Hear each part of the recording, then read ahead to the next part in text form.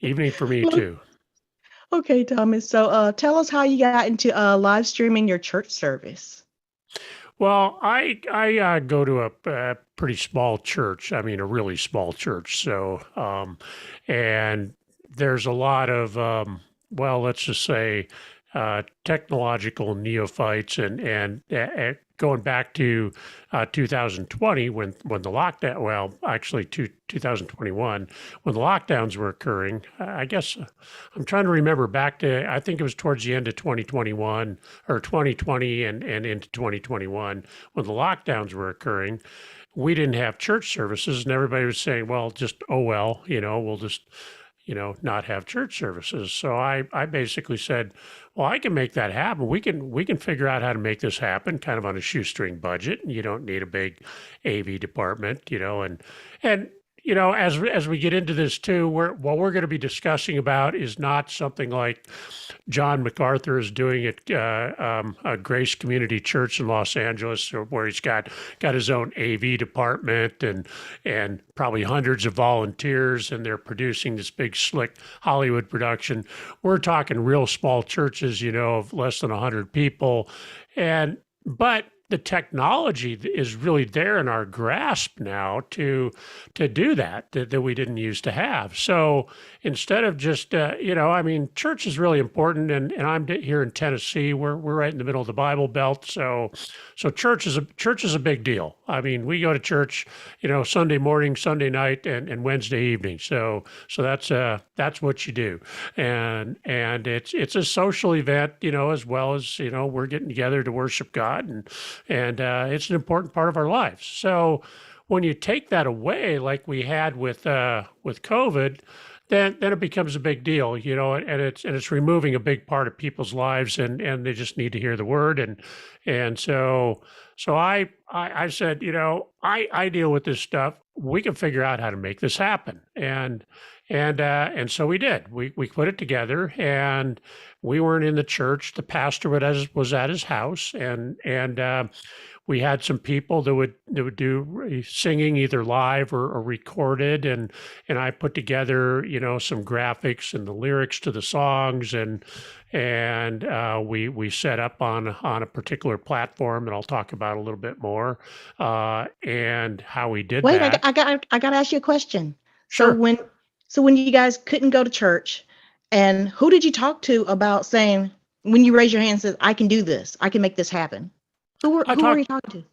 I talked to the pastor directly, Oh, okay. and then we went back to the elders, and I threw it out there to the pastors, and we went to the elders, and they all agreed, and so it was pretty, very small church. So is you don't have to have a big formal process, but there was like four elders that are in the church, and then the pastors. So so that was kind of how it came about. And I just volunteered, and I was the one that was doing adult Sunday school too. So I was teaching adult Sunday school. So they all know me, and so was and I'd helped out with various technical problems in the past. So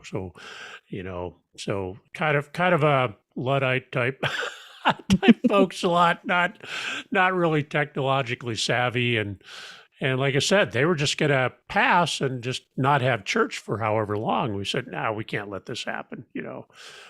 So there's a so that's kind of how I started, and I said, I can figure out how to make this happen, and we did. So I like that. It's like you came in and saved the day. They were ready to close. It seems like, or just not let people receive the word. So yeah, right. you saved the day. Yeah, you can't let that happen. People need to get the. I mean, eh, that's a big part. That's what you're doing on Sundays. Is you're getting the word and getting your inspiration, and if you don't have that, and that's tough.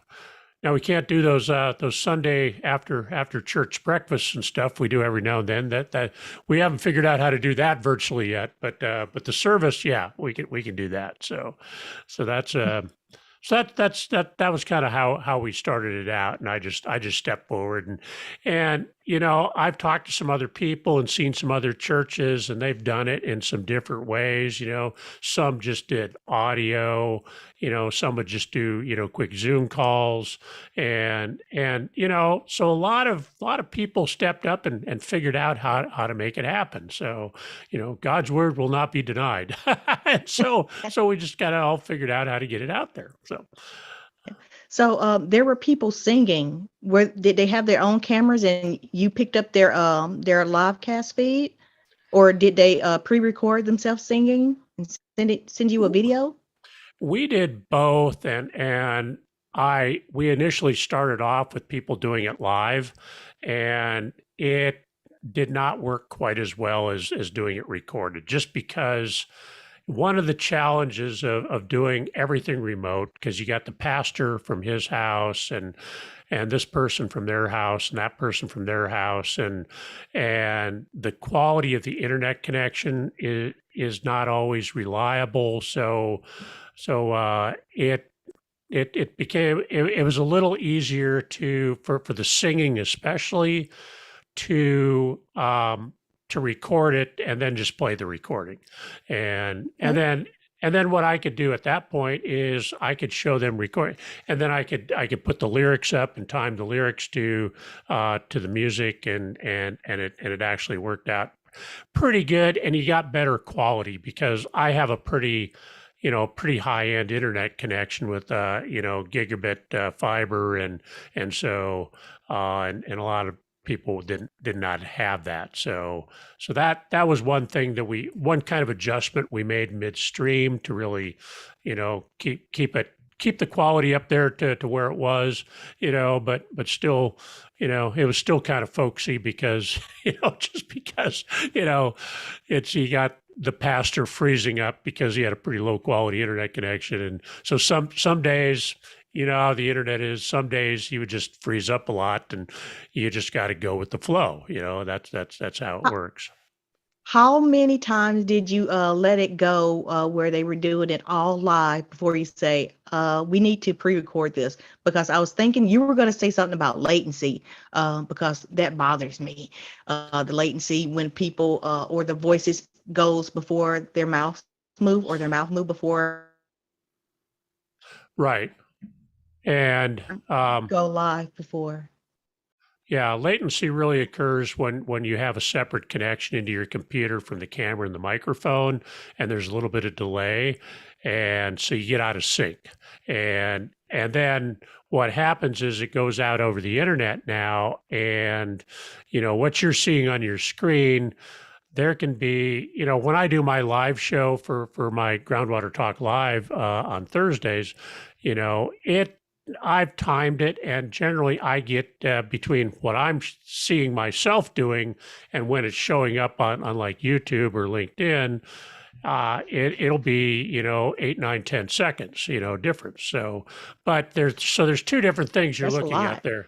Yeah, you're looking at the delay between when you record, what you're seeing in your camera and when it's getting to its destination and coming back to you, and then latency is really the delay between the video and the audio, and that's caused by separate connections with the camera and the video, and just it takes a little longer for the electrons to move through the wire, and just enough that you get a little bit out of sync. And there are certain things you can do, like I'm on a Mac, so I use Ecamm Live, and you can actually, if you can figure out what your latency is, you can actually adjust the audio feed to match up the feed on the camera. And so what I'll use is one of those little clapper soundboards, and then I will, so I'll go in and do a test broadcast and see how it's working. I'll use the clapper so that I get the the waveform when I'm looking at the audio. I look at the waveform, and then I can match it up with where I'm clapping on the clapboard, and then the waveform that shows that noise, that sharp noise on the audio, and then I can kind of move them around if I'm recording. But if you're doing live, then you have to go back and you have to make an adjustment. So something like Ecamm Live and vMix may do this also.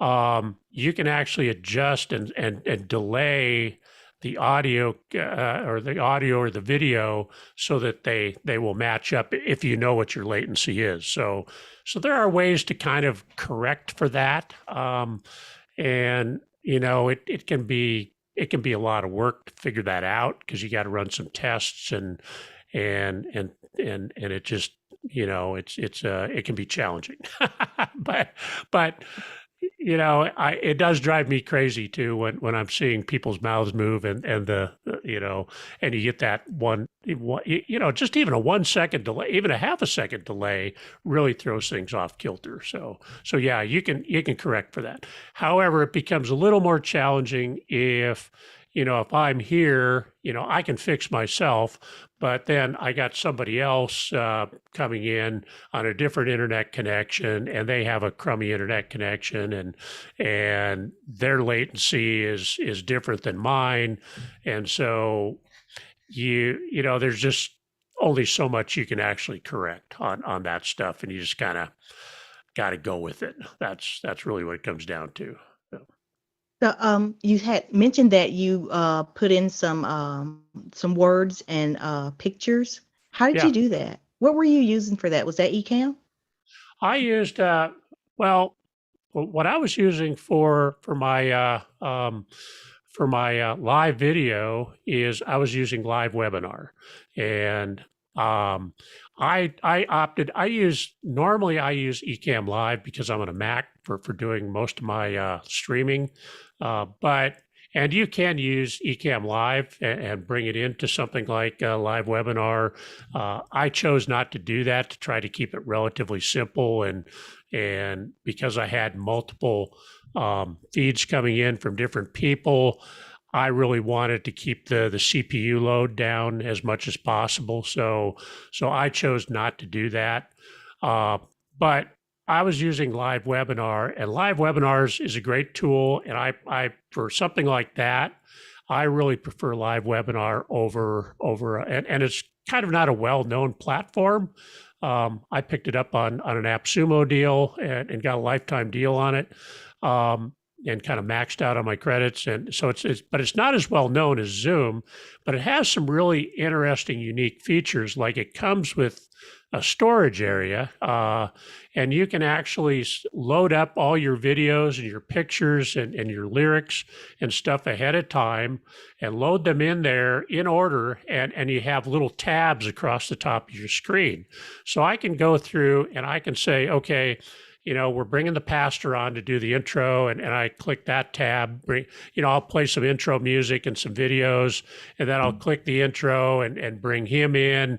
And then it's almost like a little studio, right there. You're just clicking the tabs, and then, okay, we're moving to our first song. So we click over here and we bring up the lyrics or a video if you're playing that, and then back to the pastor, we click that tab, and then we got somebody coming on singing, and then we click that tab. So you just go through, and whether it's recorded or whether you're bringing in somebody else's camera, you can set all that up ahead of time and just click on the tab in order and just click, and so it's kind of, from what I can see, Live Webinar is pretty unique in that capability. So for a really small church service, running it as a one-man AV crew, you really need that backstop, and so Live Webinar was a great tool for that, and it worked good. I really have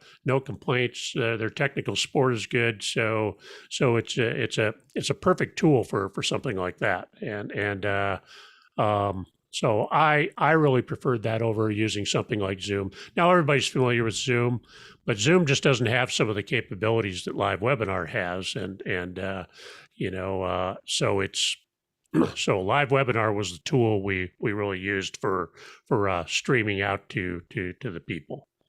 Okay, I got a few questions. I want to share my screen. Okay. So I'm taking you to OneStream Live, and I'm going to ask you about this because I know you have a OneStream Live also. If I'm using Mhm. a live webinar instead of Zoom, can I use the custom RTMP? Can I put in a server URL? Can I put in a stream key and name it live webinar church service? Yes, you can do that, and you got to set that up if you're in like Ecamm Live.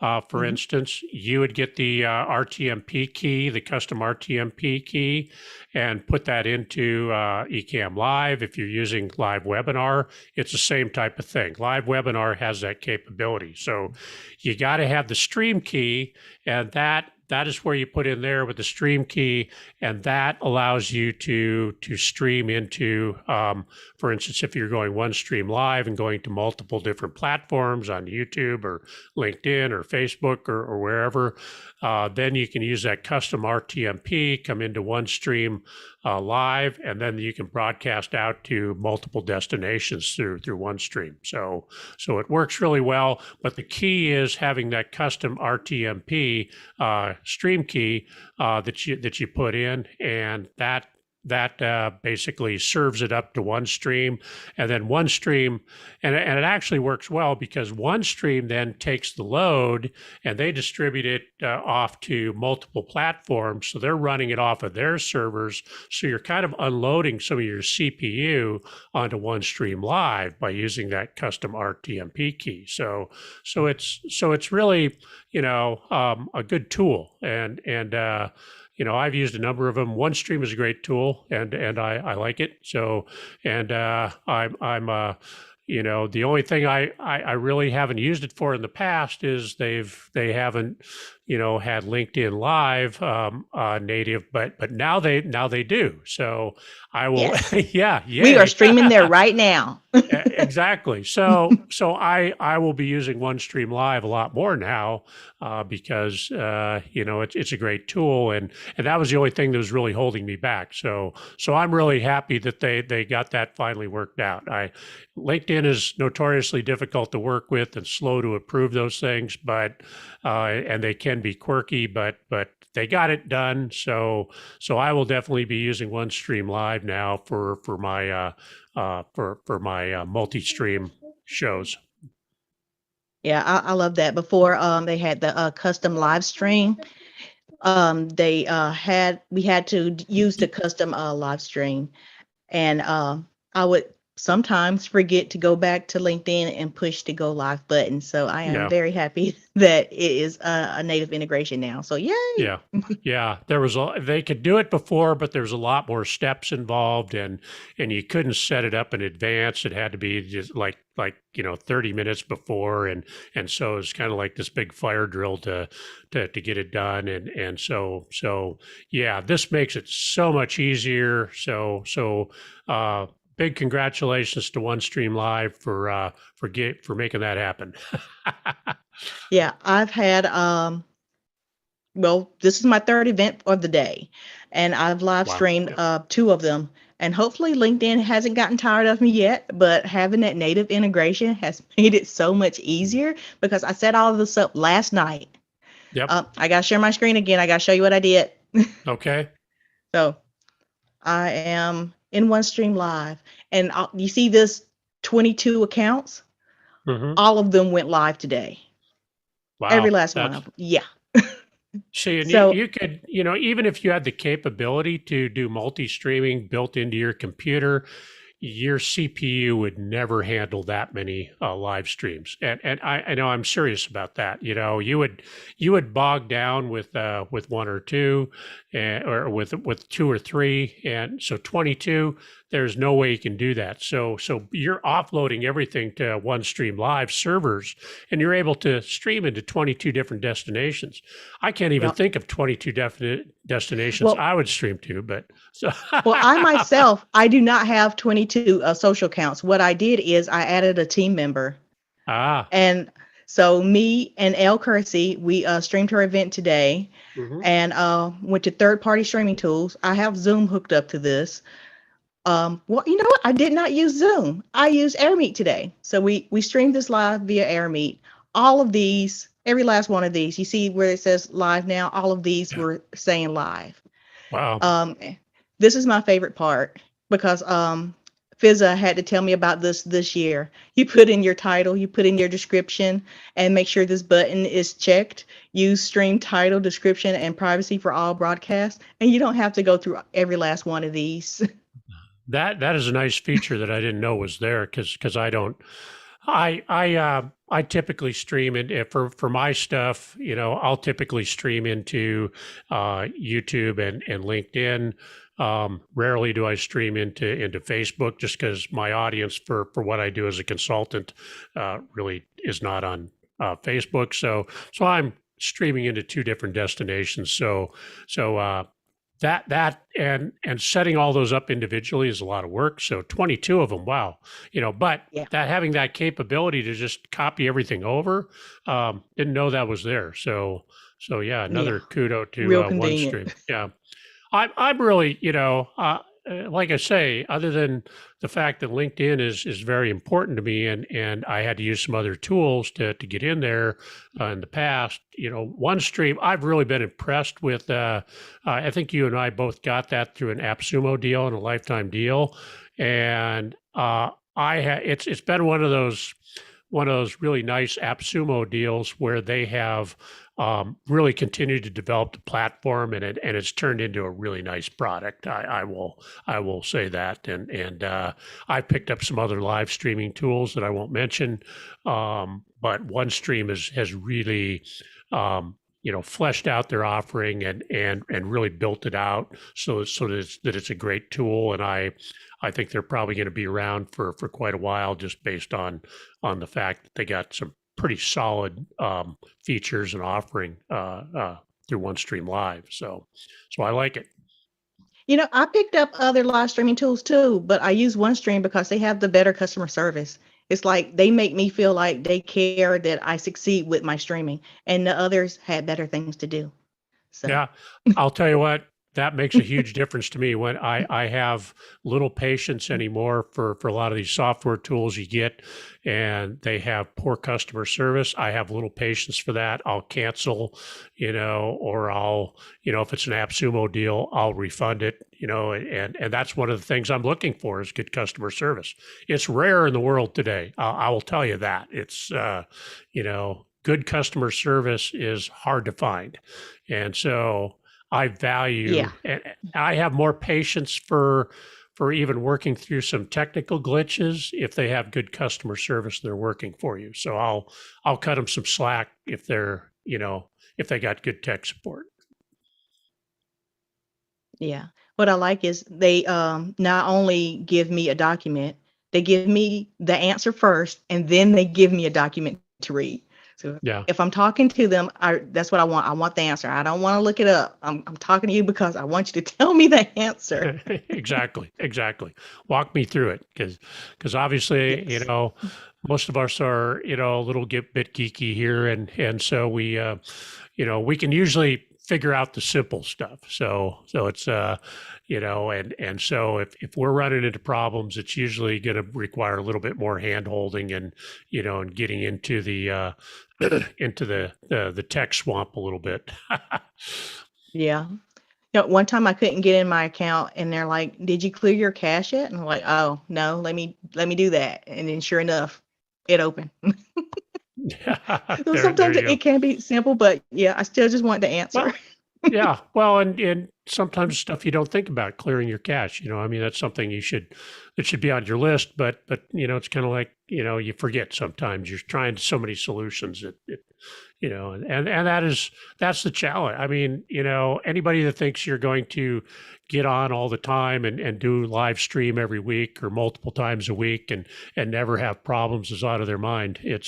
And it's really a matter of how you deal with the problems when you're live. You lose sound. I did an entire show one time. I didn't have any sound, and I got down towards the end, and somebody logged on and said, "Hey, you don't have any sound." It's kind of, oh, and it's just kind of like, so, I ran the same show, a while later, and just other technical glitches. You're going to have them. And you gotta just expect that and roll with the punches, and doing live streaming on a church service where you have multiple people coming in and stuff, I guarantee you're going to have problems. And so it's really, if you're kind of the, like in a small church, it's all on me. I was it, so I got to be figuring out this, why doesn't the pastor have any sound? And I've had to, sometimes there's like, there was a server glitch one time. We had a presentation for an organization I was involved with, and it was, we had on a guest and we lost his sound, and the only thing we could do was log out and log back in, because it turned out to be a Zoom call issue, and so we lost a lot of audience. A lot of people didn't log back on, but it was the only thing we could do to fix it. And just kind of like, we go with the flow. And what I did in that circumstance then is we just recorded it, and I posted the recording up there, and everybody that had registered for that, I sent them a link to the recording and said, "Hey, this was an interesting presentation. If you want to watch it, here's the link to the recording," and you go from there. And I've, and then you get some unexplained glitches sometimes. I've had people, I do a lot of online classes, and I've had people log on and they can't see or they can't hear. And you got 20 people in this class, and there's one person that's having a technical glitch. It's probably on their end, and it most certainly is on their end. And so, but you can't hold up the entire class while you're trying to work through this one person. So you just say, "Look, I'll send you the recording," or, and I'll do a one-on-one with you for, at some point, and we'll talk through whatever your situation is, and you just kind of do that, because it's just a matter of going with the flow. You will have problems. If you're live streaming, you will have technical glitches that you're going to have to deal with, and it's just a matter of not panicking. Like, no sound there. Mic was off. Yeah, My 7-year-old keeps trying to come in and get on camera. He's been trying to tell you hi for the longest time, but so live streaming with El Kersey today. One person could not get on the air meet, so we moved to Zoom, and my camera would not come on. But I was only producing. I did not need to be on camera, and that was the wildest thing. But if I needed to be, I couldn't. I probably would have had to use my phone, and I still could have used OneStream with my phone. So yay for that. Oh. I want to shout out David Olson, who says that's right, LinkedIn made a huge difference, and he was happy that I hooked up 22 social accounts with OneStream, and he says that he loves OneStream too, and that they've come so far. All right, yeah, they have. I'm really pleased with that. So, kind of back to some live streaming tips, for like church services, and this, you got to have people,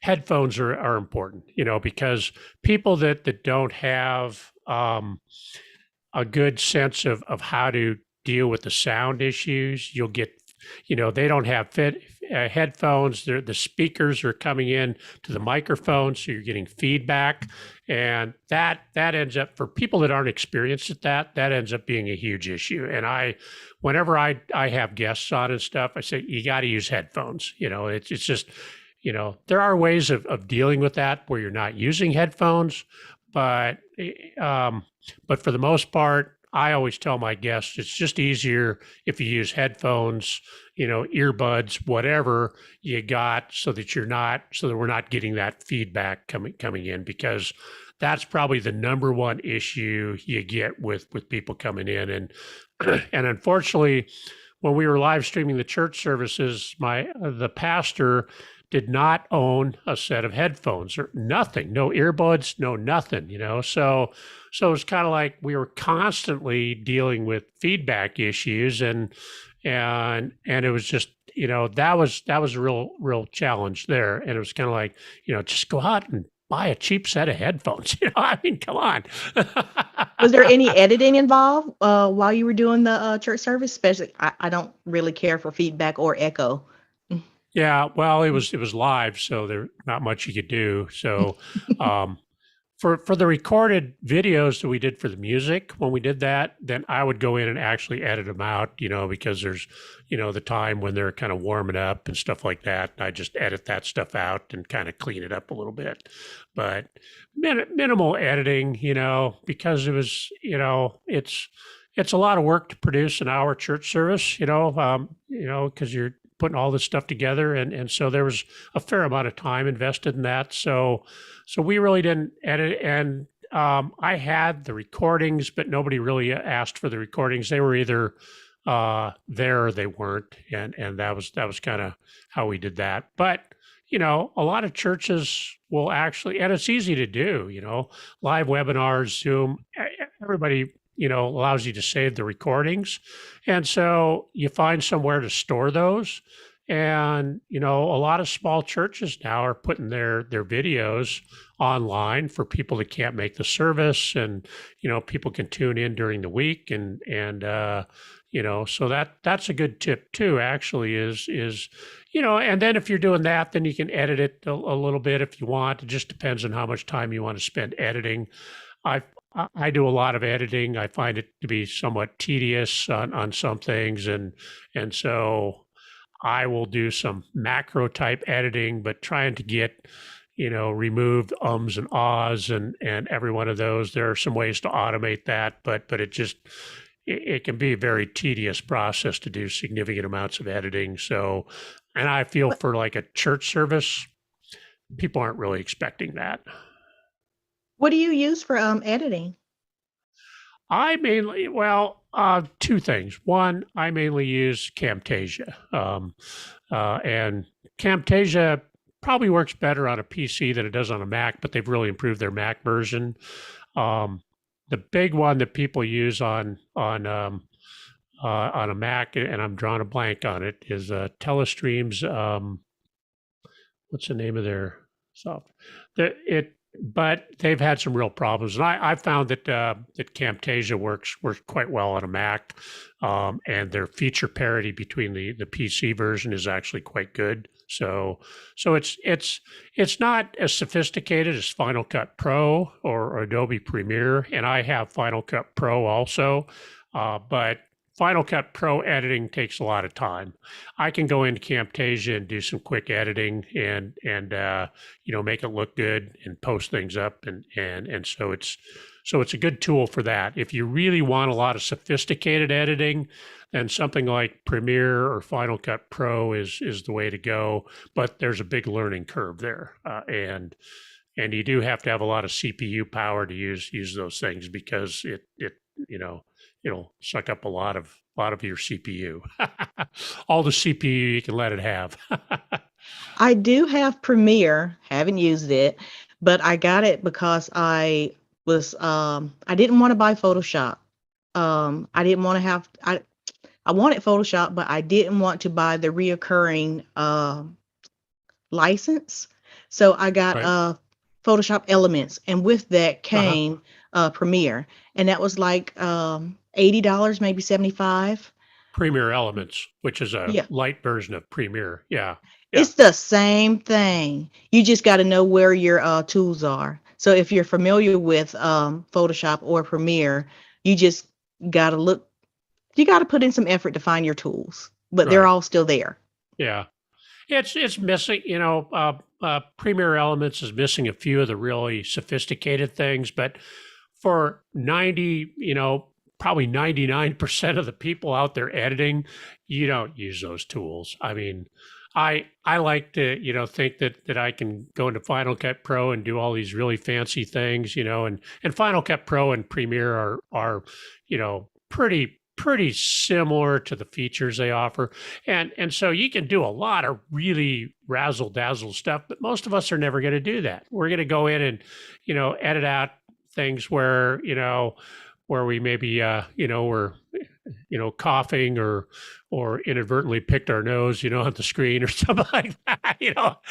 I'm sorry about that, but I just kind of, to give you an idea, but something embarrassing, but for the most part, your beginning or your end, chopping stuff off there, or awkward silences, stuff like that is the vast majority of the editing you're going to do. So doing color corrections and all that stuff, really sophisticated stuff, most of us, for what we're putting out there, are never going to do that. So a lot of that stuff like Camtasia, Premiere Elements and stuff works just fine for a lot cheaper than the higher end stuff. Yeah. Okay. I like things that I can make work for me. Sometimes I get so used to things, like I was told going to design school, I was told that I should only upgrade every 5 years because I should really put in an effort to learn the tools I have before I move on. So that's why I got Elements, because I only have to update it when I'm ready and I don't have to go with the reoccurring license. Yeah. It's a good editing program, and like I say, most people aren't going to need the full version of Premiere. Premiere Elements will do just fine for the vast majority of the people out there. So. That's great. So I wanted to share my screen one more time and let people know, but I should actually share my screen first and let people know that OneStream Live is offering a 20% off discount. So if you use this coupon, Live Space, or Live Space is 20. So it's valid through the 25th. So I think people should jump on that because I love the program. And with LinkedIn integrated, oh, I'm happy. I am so happy. Got everything I need. So Yeah. So you got any other tips for live streaming your church service? Did you use any graphics program besides Photoshop? Are you a fan of Canva? pretty much, yeah. Canva, and there's some clones of Canva out there, but and I've bought some through AppSumo, but I found that nothing really works quite as well as Canva. So I suck it up and pay the Canva Pro fees because I found, there are a few annoying things about Canva, but for the most part, it does a lot of my online design for graphics and stuff like that quite well. So I find Canva is really the good tool. And like I say, I got some other ones, but I don't use them nearly as much as Canva. So that's one area where I'll pay their annual fee to be the pro member. So that was a lot of what I did stuff in Canva, for our background graphics. There are some services out there you can buy, the lyrics, and you can buy some motion graphics and or download, services you can subscribe to where you can download this stuff, and that makes it interesting to have some motion graphics and stuff like that. And it's all licensed stuff, so you don't run into copyright violations. You always want to, if you're posting stuff up online, especially if you're going places like YouTube and any place like that, you want to have licensed stuff that you're not going to get your video censored due to copyright violations. So that's a big deal. music you use, anything like that. Now, somebody singing, in an off-key voice, from the small church, you're probably not going to get copyright violation on that. But if you use recorded music and stuff like that, then certainly you want to use licensed stuff that is not going to get you into a copyright violation situation. And I got some tips for, too, just a little bit that I can touch on now that most churches are meeting again, and I would hope that most of them are in person.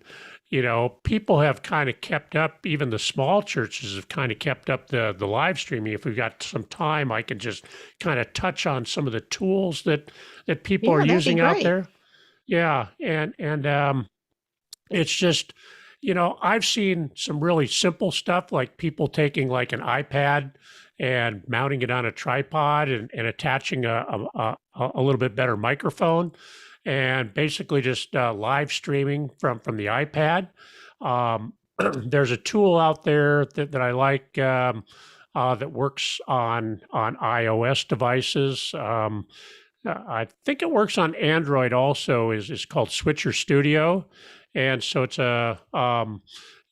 it's that because I don't think OneStream Live works on mobile devices, does it? It Um, does. it does. Okay, Yep. then you could certainly set that up there. Um, so you could There's an set it app for up. that. Okay, so I wasn't aware of that. So you could set that up on your iPad or even your iPhone, and actually iPhones, they're a little bit smaller, but they tend to have better cameras than like an iPad. Um, so you could just set up your iPhone and stream directly from that if you have a good Wi-Fi connection. So that's one thing. If you want a little more sophistication, then you can go with like multiple cameras and something like a Hollyland Mars 400, 300, and that'll give you can take a camera and attach a Hollyland Mars device to that, and that'll give you 400 up to 400 feet of a wireless transmission to your laptop or whatever your device is. Um, I also use a device called a YOLO box from YOLO Live. Are you familiar with that? Um, It sounds familiar. yeah, yeah, it's a great little tool because you can stream into that, and then it'll stream out for you, and it acts as a device, so you can set it. It's got a screen on it, and you can set everything up there. So it is a streaming device that you can go. You can either record to an SD card, you can go Wi-Fi, or you can hardwire it into Ethernet. So it's got a lot of different capabilities.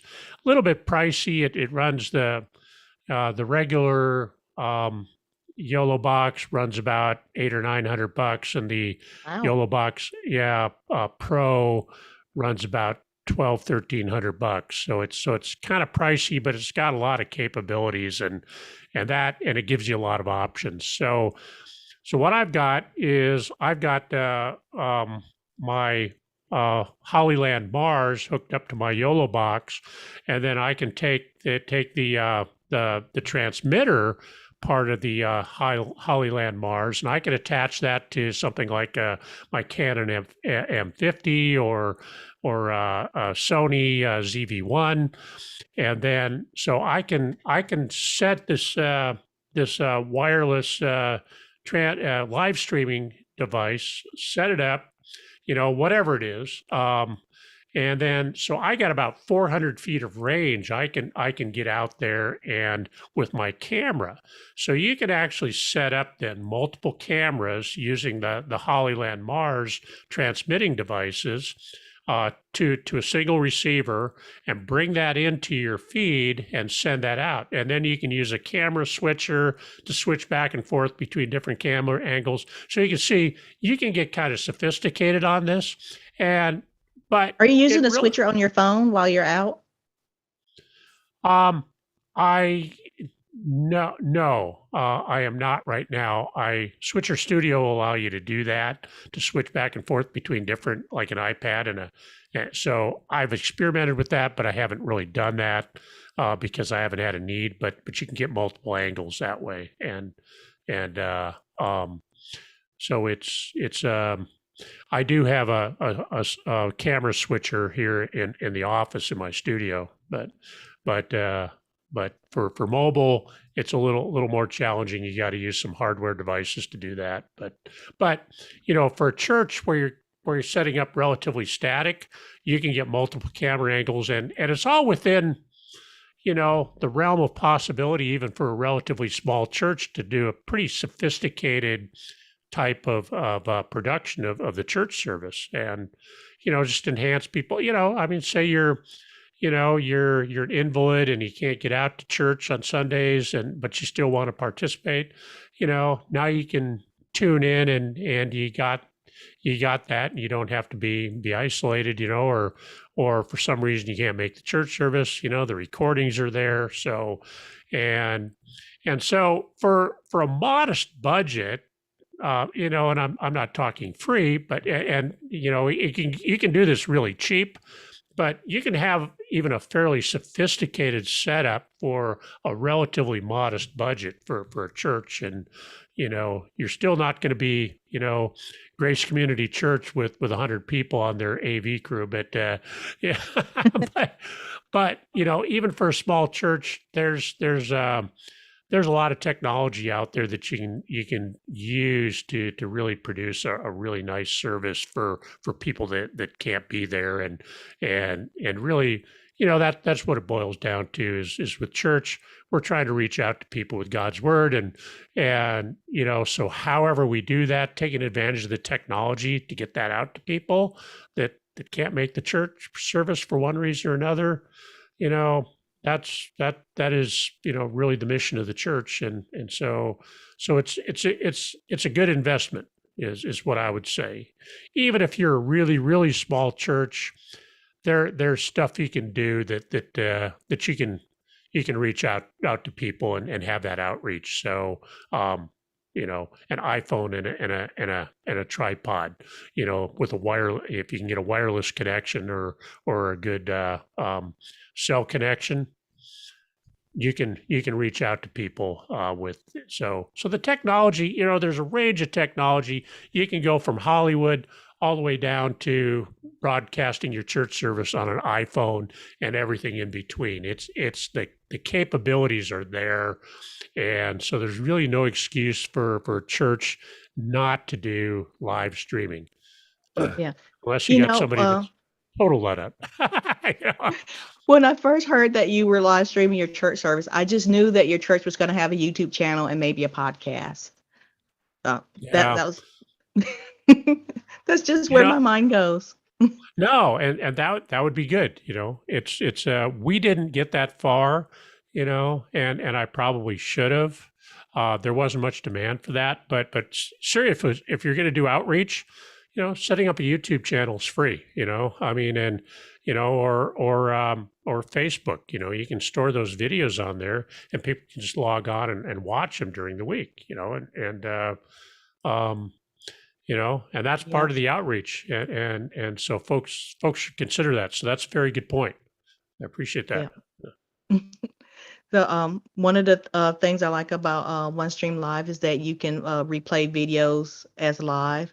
So if you have a service on Sunday or Wednesday, you can have that play throughout the week as live. So anybody can just catch the service. So Yeah, that's nice. Log on and do that. Yeah. So, yeah, I've forgotten about that capability too. So, yeah, OneStream has really got a lot of good stuff going on, and yep, it's one of my I'm favorite just things about yeah. them. And I'm just so excited that they did I was so excited to see in this week that they got the LinkedIn finally worked out. It's like, yes, the final piece of the puzzle.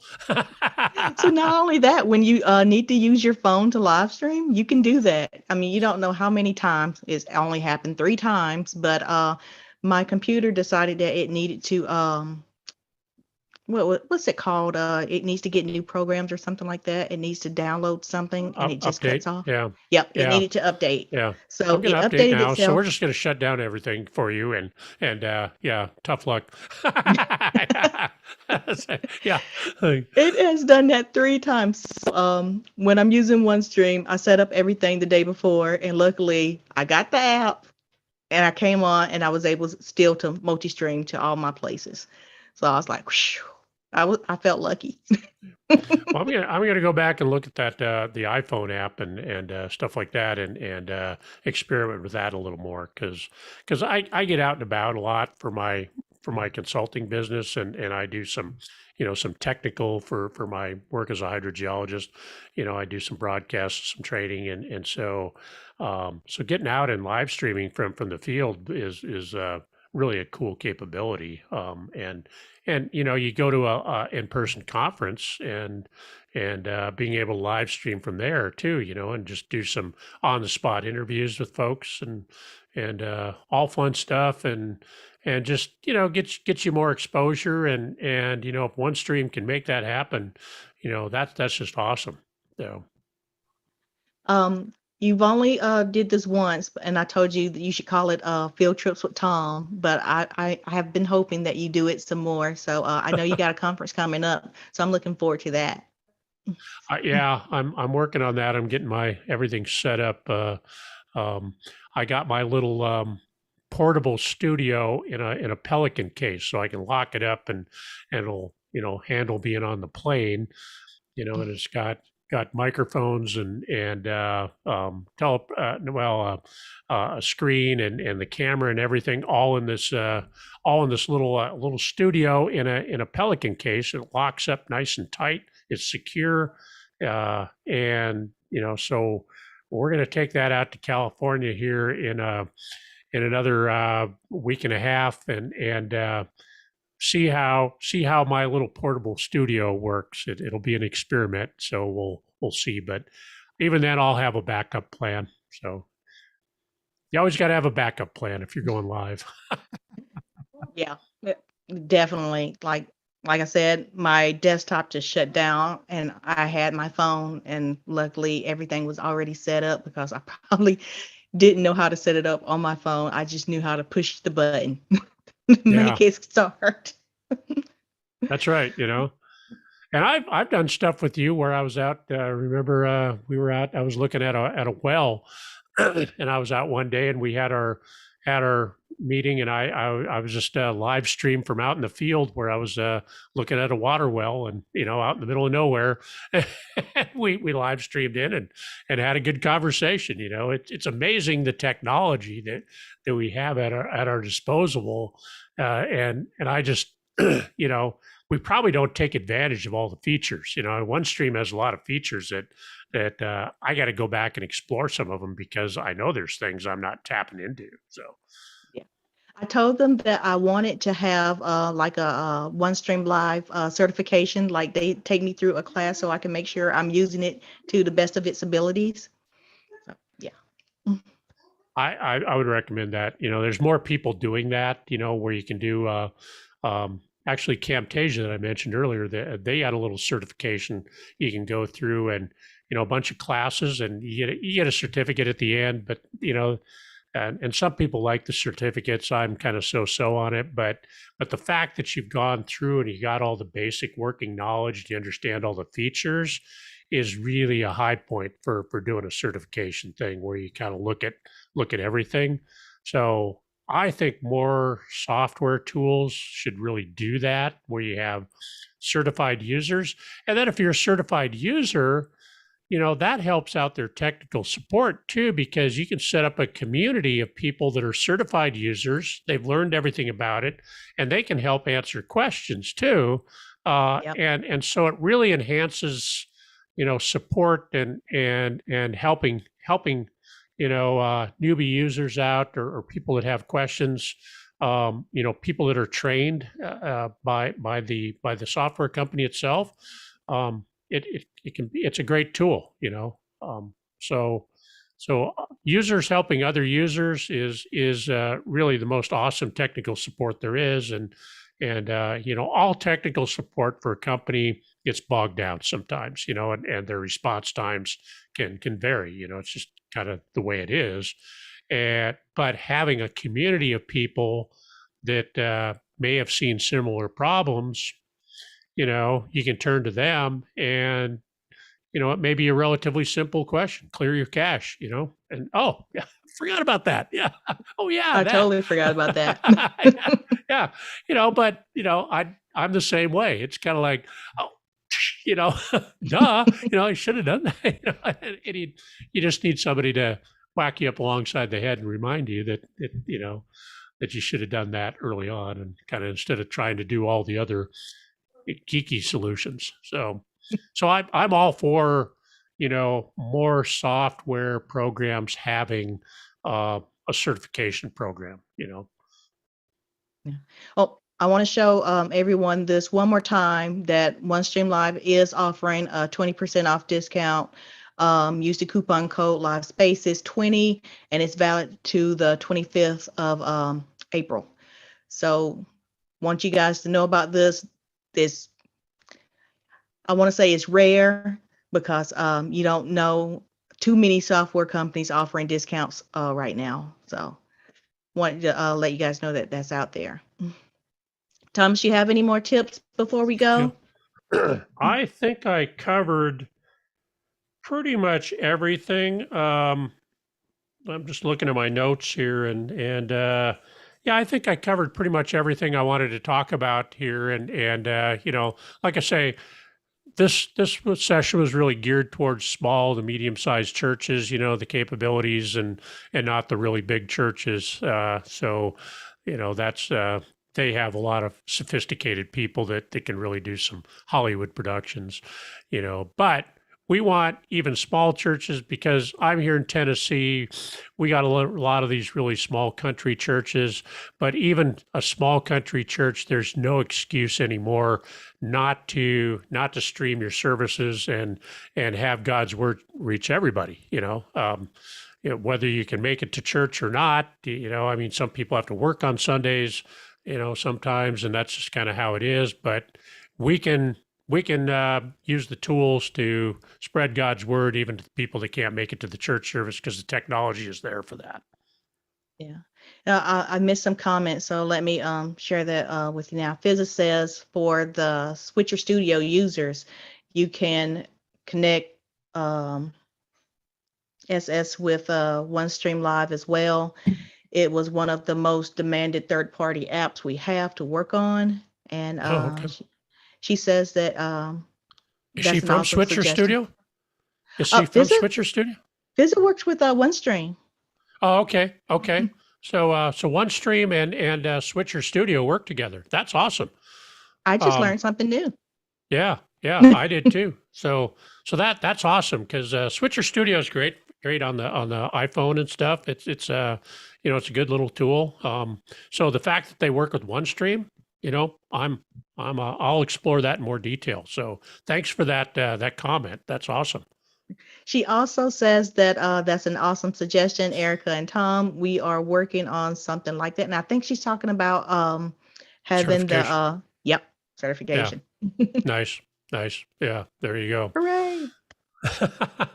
I would definitely take that class. I would proudly display my certificate on all my socials.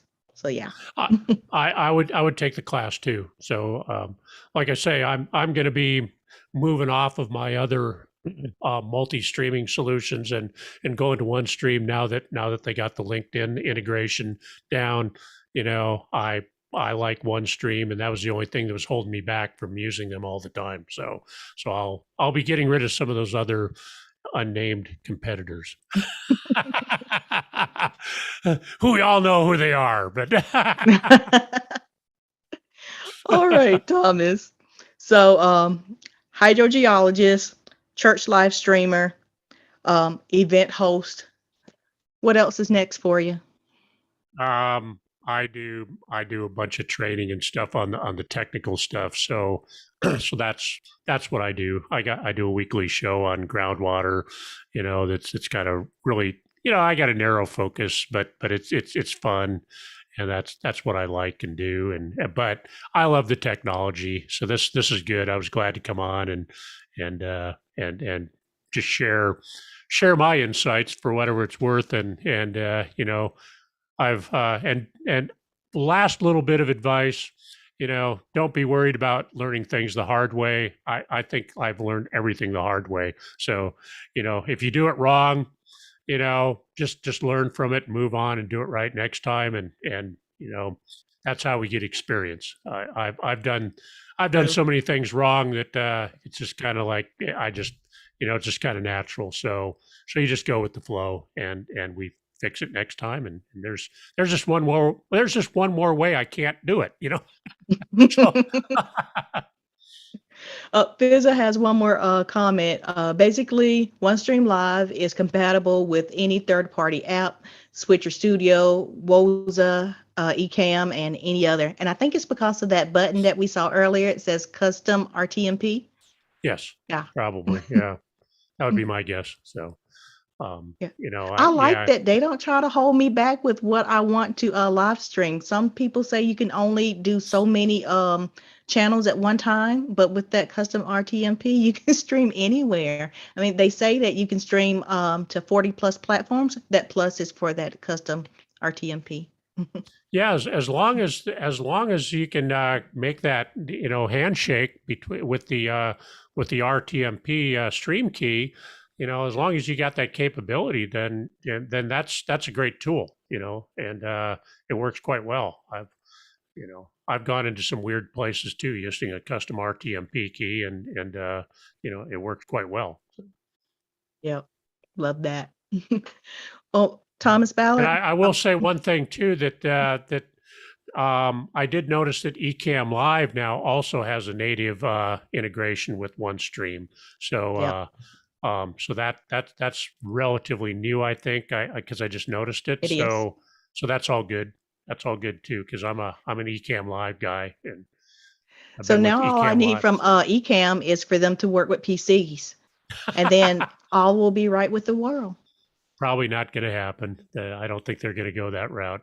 But I've used them since their very beginning, and before their very beginning, actually, when they had the Skype recorder. So it's a great tool if you're a Mac user and for live streaming. So there you go. Most likely will never buy another Mac again, but I'm still got my fingers crossed for Ecamm working with PCs. Well, you never know. Nothing's impossible, I guess. So. Yeah, maybe they heard me today, and maybe they're thinking about it. It doesn't hurt to ask. Got to talk to Ken and Glenn about that. The twins, they're the ones responsible. So they put some pressure on them. They might make it happen. So. Yeah. Oh, Fizza says that's right. All you need to do is to enter your username and password, and Ecamm will connect with OneStream Live. Oh, there you go. Just right there on a drop down menu. So very easy. So I like it. Yep. I like it. They make things easy for me. Well, okay, Yeah. Thomas, I've held you here for over an hour, and I really do appreciate you sharing your knowledge and your time with us. Well, thank you very much for having me on, and hopefully you got something out of it. Yeah, a very great conversation. You know, I can go on about this for another hour or We so. probably could. Yeah, we probably could. Yeah. All right. Have a great weekend. You too.